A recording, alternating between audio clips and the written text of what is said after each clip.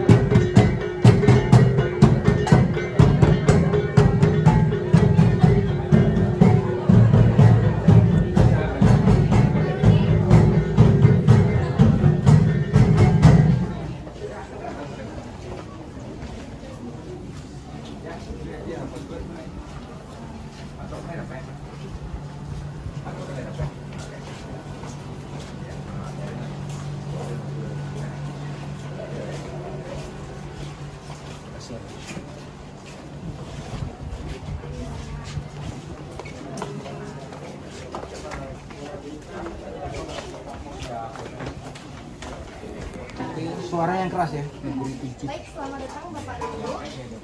Di sini saya akan memperkenalkan alat musik tradisional dari daerah sini. Yang pertama ini ada terempong kayu. Terempong kayu ini berasal dari daerah Sulawesi. Nah, kayu-kayu ini hanya berada di daerah Sulawesi saja. Nama kayu-kayu ini adalah sapek. Tiap-tiap terempong kayu ini mempunyai 6 buah bagian. Nah, di sini ada yang unik. Yang unik itu adalah cara memainkannya, yaitu kita nanti cara memainkannya dengan duduk, lalu menunjukkan kaki, lalu letakkan kain di atas kaki, dan nanti baru diletakkan terempong kayu ini di atas kaki, lalu baru dimainkan.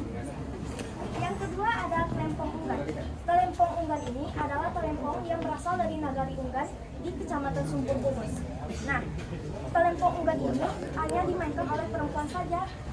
Terempong unggan dimainkan pada acara pernikahan dan acara adat istiadat. Menurut orang-orang dahulu yang berada di daerah Sumpur Kudus, terempong unggan ini tidak boleh dimainkan secara sembarangan. Hanya boleh dimainkan ketika sudah panen padi. Jika kita memainkannya sebelum panen padi, maka akan berdampak buruk bagi hasil pertanian mereka. Seperti hasil panennya yang tidak berlimpah dan hasil panen padinya itu yang kosong. Jadi nggak ada apa-apa gitu. Nah, terempong unggan ini juga memiliki keunikan, yaitu suara-suaranya yang merdu, indah dari terempong-terempong yang lainnya. Nah, terempong unggan ini juga mempunyai suatu daya tarik bagi orang Bunian. Jika ada seorang anak kecil atau yang bermain hilang di tengah hutan, biasanya orang-orang di daerah Sumpur Kudus itu mencarinya dengan cara membawa terempong unggan ini, lalu mengeluarkan nada atau mengetuk-ngetuknya sehingga keluar nada-nada indah yang biasanya nada itu menjadi daya tarik bagi orang Bunian, sehingga nanti orang Bunian yang mendengarnya, anak yang hilang bersama orang Bunian dibawa oleh orang Bunian itu, maka orang Bunian itu akan tertarik ke untuk Siluman nggak? orang Bunian itu Karena adalah tidak kelihatan. sosok makhluk halus yang tak kasat mata atau hanya oleh orang-orang yang tertentu bisa melihatnya. Ini maksudnya begini. Makhluk halus. Ya, jadi nanti jika Pesan untuk menarik jin. orang Bunian itu supaya anaknya itu ketemu, dibunyikanlah terempong unggan ini supaya orang Bunian itu pergi ke sumber suaranya. Begitu. Kalau Dan kita juga- makhluk kasar. Dan juga ada juga lagu-laguan musik yang dapat dimainkan dengan terempong unggan ini, dengan lagu Resek ini, lagu Urang Unggan Tuka Baju, dan lagu Kancang Badayung. Lagu Kancang Badayung ini sejarahnya sebelum adanya akses jalan jembatan gantung, orang-orang dahulu menggunakan perahu untuk pergi ke daerah Sumpur Kudus itu. Jadi orang itu bilang kancang, lalu untuk mengencangkan itu dengan cara didayung. Jadi kancang badayung. Sebuah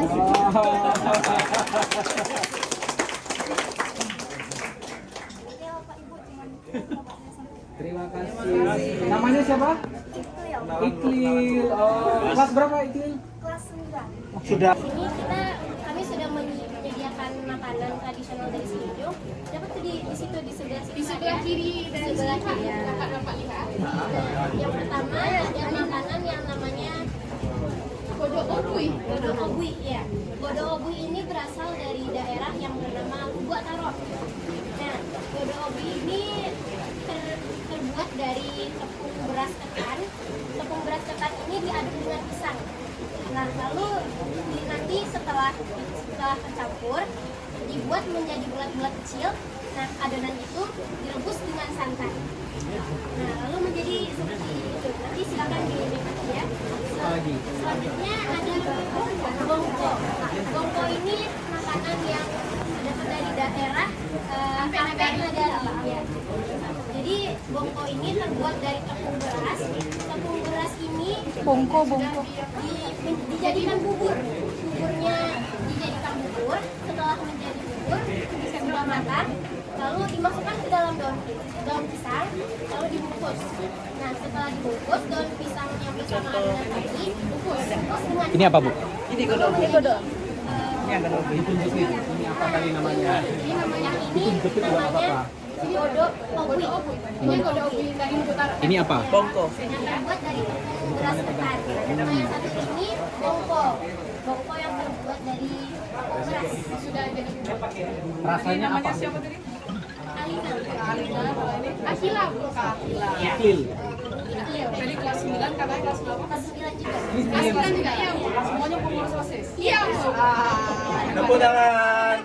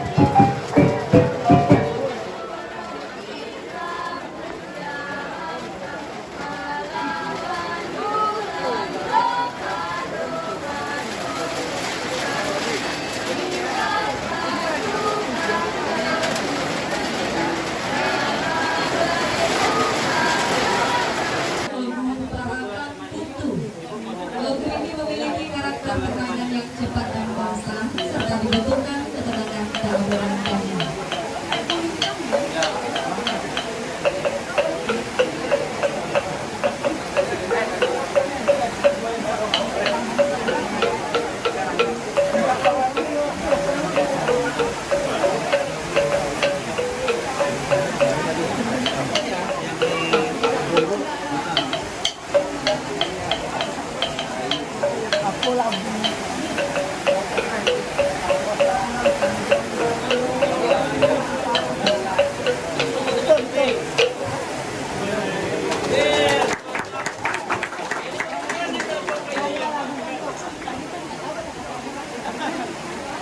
Dari berapa 9?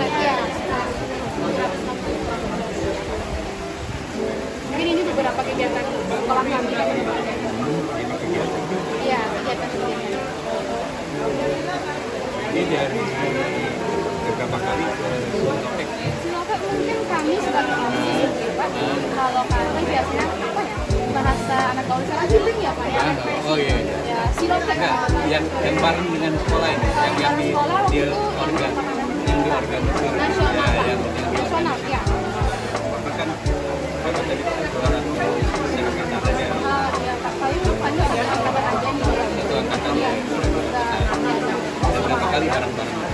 Baru mungkin kurang lebih 3 kali.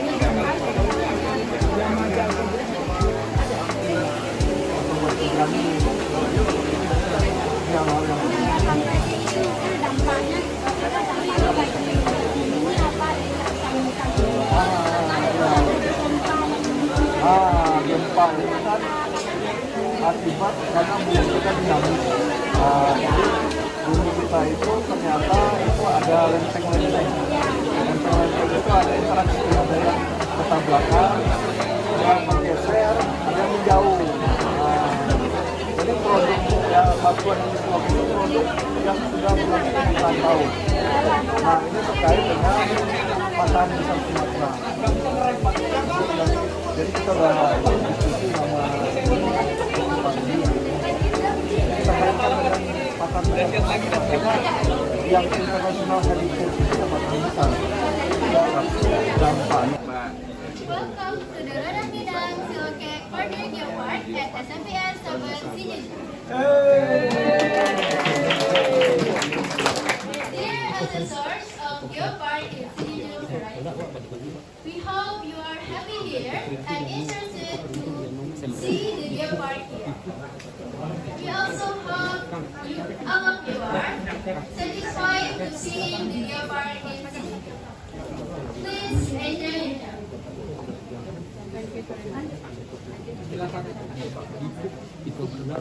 Geopark is a geographic region that have heritage geology and any kind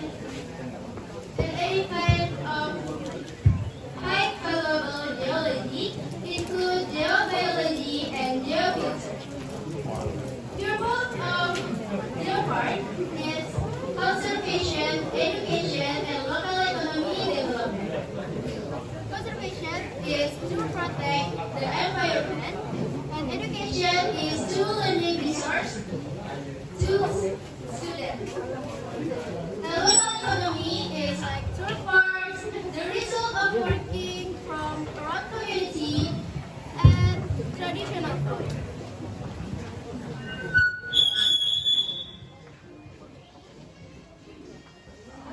Division of Geopark have three. This is one, geology. In Siloke Geopark, in geology we have nature study.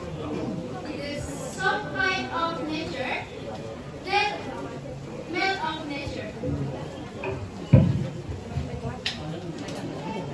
The second is cultural.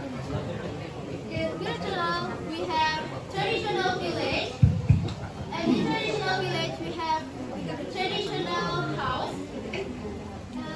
We have 76 traditional house.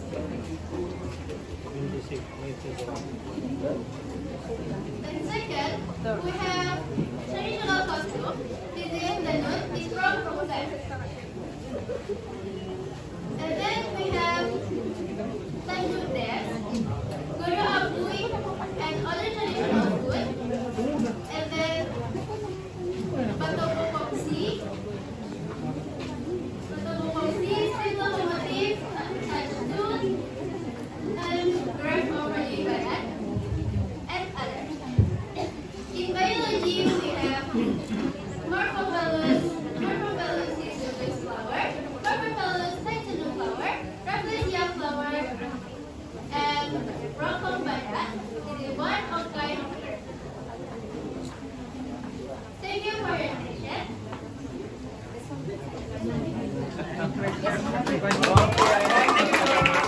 Namanya siapa? Nadine. Nadine pribadi. Kelas berapa?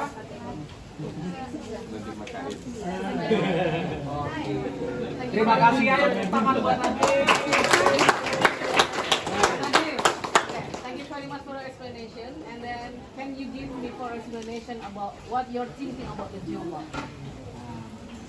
I think the Geopark is have much beautiful icons, like some types of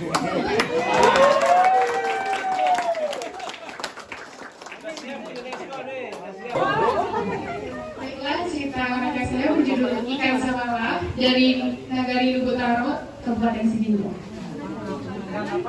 Ikan sabala. Ikan Sabala pernah dilombakan pada lomba cerita rakyat tahun kemarin, tahun 2022, yang diselenggarakan oleh Dinas Pendidikan. Izinkan saya menceritakan ya, Pak.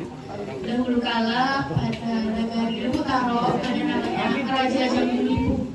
Raja Jambulipu dunia itu sakit parah dan tidak dapat disembuhkan oleh warga Lubutaro dan warga kerajaan. dari kerajaan Jambu Lipu sendiri mencari yang namanya Syekh Keramat atau disebut juga dengan Aik Keramat. Aik Keramat ini merupakan syekh yang mengajarkan agama Islam dulunya di Nagari Sijunjung. Syekh Keramat diminta oleh warga kerajaan untuk menyembuhkan raja tersebut yang memang tidak bisa disembuhkan oleh warga di daerah Nagari Lubutaro. Lalu warga kerajaan meminta Aik Keramat untuk menyembuhkan rajanya. Lalu beliau mengatakan, Aik Keramat, dapatkah kau menyembuhkan rajaku yang sedang sakit parah dan tidak dapat disembuhkan? Lalu Aik Keramat mengatakan, baiklah, saya akan menolong rajamu. Setelah itu Aik Keramat pun yang ada di Nagari Pudak dulunya beliau tinggal, pergi ke Nagari Lubutaro untuk melihat bagaimana keadaan Raja Jambu Lipu sendiri. Setelah melihat Raja Jambu Lipu, sepertinya memang beliau membutuhkan ikannya. Dulunya beliau mempunyai ikan. Ikan itu beliau rawat dengan baik di tobek besar. Tobek itu seperti kolam besar kalau di Nagari Sijunjung namanya. Lalu dengan kesaktian dari seorang Aik Keramat, dia pun dapat membuat ikan tersebut berbicara dengan kesaktian. Lalu ikan tersebut berbicara, tumben sekali engkau kesini, wahai Aik Keramat, kata beliau, kata sang ikan. Lalu Aik Keramat pun menjawab, saya kesini untuk meminta bantuanmu. Lalu ikan pun bertanya, kenapa kau meminta bantuanku? Padahal dulunya kau merawatku dengan baik di tobek ini, kata sang ikan. Lalu Aik Keramat pun menceritakan bagaimana penyakit Raja Jambu Lipu tersebut. Setelah beliau menceritakan, lalu ikan tersebut berpikir dengan lama. Lalu ikan tersebut mengatakan, baiklah, saya akan menyembuhkan raja tersebut. Namun, apakah engkau bisa membuat saya tetap hidup di tobek ini seperti dahulu kala? Kata sang ikan. Lalu Aik Keramat atau Syekh Keramat itu mengatakan, saya bisa membuat kamu hidup dengan nyaman, tenang di tobek ini seperti sedulu kala. Namun saya memakai badanmu sebelah atau sabalah dalam bahasa Minangnya. Lalu Aik Keramat pun bilang, saya hanya akan memakai sebelah kiri badanmu saja. Setelah beliau mengambil sebelah kiri badan ikan tersebut dikembalikan ke tobek tersebut dalam keadaan badan sebelah kanan saja dengan kesaktian dari Syekh tersebut. Lalu Syekh Keramat membawa badan ikan tersebut dan memberinya kepada Raja Jambu Lipu. Dan Raja Jambu Lipu pun sudah mulai sehat, sudah mulai bisa beraktivitas kembali. Namun ceritanya belum selesai. Sudah serius, Pak Ram sudah serius, sudah langsung cerita bersambung. Raja sudah mulai sehat dan Syekh pun kembali ke Nagari Pudak di mana beliau tinggal. Lalu ikan tersebut masih tinggal di tobek tersebut.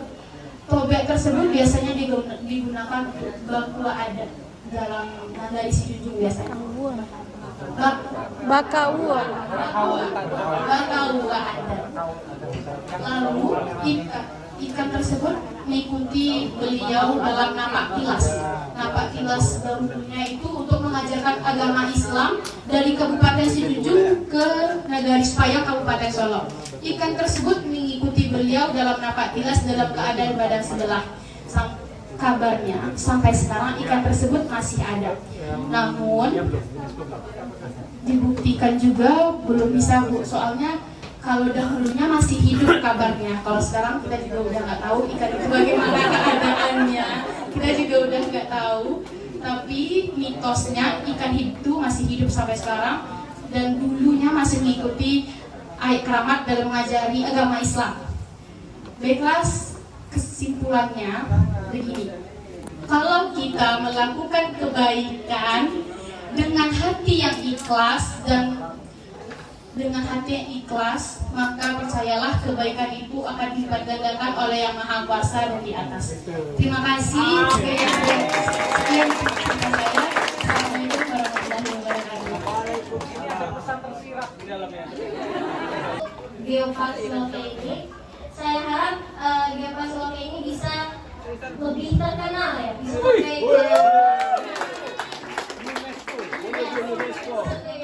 Oke. Catat. Excuse me, I have a storytelling. It's not my story. It's about your It is not story. my story. Yeah, okay. Don't be nervous, don't be. Yes, One day, Molly the milkmaid had filled her pails with milk. Her job was to milk the cow and then bring the milk to the market to sell. Molly loved to think about what to spend her money. As she filled her pails with milk and went to market, she began to talk about the day she wanted to work. As she walked along the road, she took a bite of cake and basket full of fresh strawberries.